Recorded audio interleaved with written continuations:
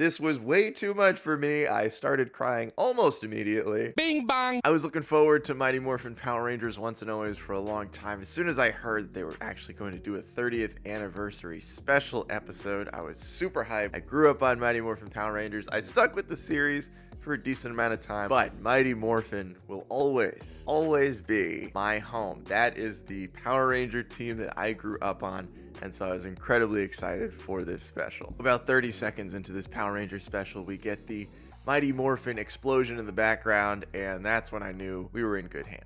And I gotta say, I think they honestly struck a great balance between nostalgia and overall just making something that would realistically fit into the Mighty Morphin Power Rangers canon, which is pretty impressive because there are notably some people who are not in this either because they chose not to be in it or because unfortunately they just could not because they had passed away. I don't think it's as noticeable as I was expecting it to be because it's actually handled in a really creative way. Now I know there are probably going to be some people disappointed that some of the original Rangers did not come back for this special, but I think when you see how it's handled, I really kind of liked it. It sort of felt like classic Power Rangers, which I think is one of the reasons why this special hit so hard and why I think they did such a good job is like, look, we know Power Rangers was never like incredible. It never had the best production. It never had the best acting or dialogue or anything like that. It was always like campy. And I think sometimes when you get these,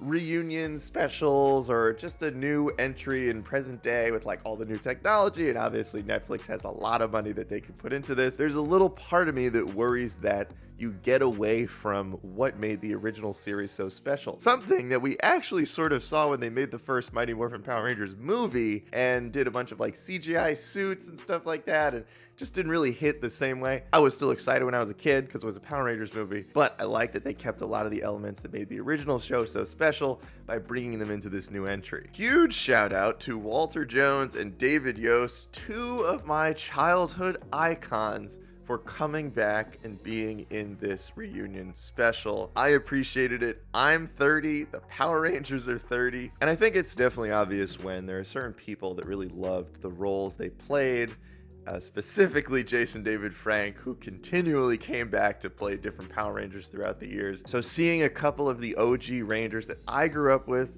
back in this special meant so much to me. Walter Jones and David Yost both did a fantastic job. It meant the world that they came back for this special. Also, I have to give a special shout out to Barbara Goodson. They got one of the OG Rita Repulsa voice actors to come back for this movie.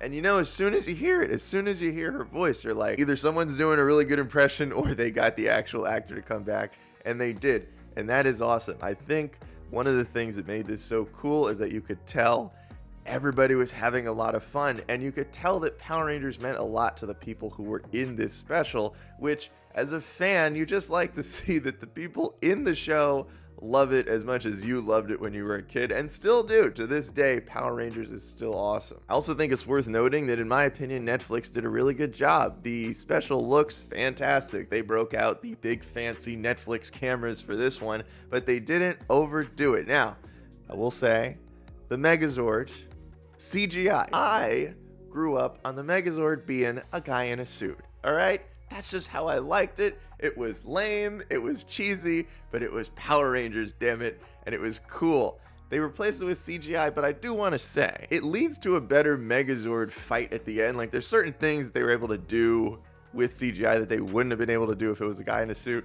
But there is a part of me that misses the Megazord man in the suit because that was such a staple of the original show. But I understand why they did it. I understand why they tweaked it, and I think it works. There were also a ton of Easter eggs in this for past Power Rangers and just a lot of references to the show and the history of the show. They also brought back multiple sets that they used in the original Mighty Morphin Power Rangers. They rebuilt them for the special. That is so cool. As a longtime fan, it was awesome to see some of these sets, and they did such a good job that it really looks like they just pulled them out of the show in the 90s and recorded at them today. They did such an incredible job. I really appreciated all these little touches that made the special so amazing. Now, going into this special, I was not sure if I was going to be emotional because of some of the people who had passed away and therefore could not be in it. I totally cried at the end. Whoever was in charge of the last 5 minutes of this special, you did an amazing job because you honored the two Rangers that we had lost, and it was really touching. And I think, as somebody who probably admittedly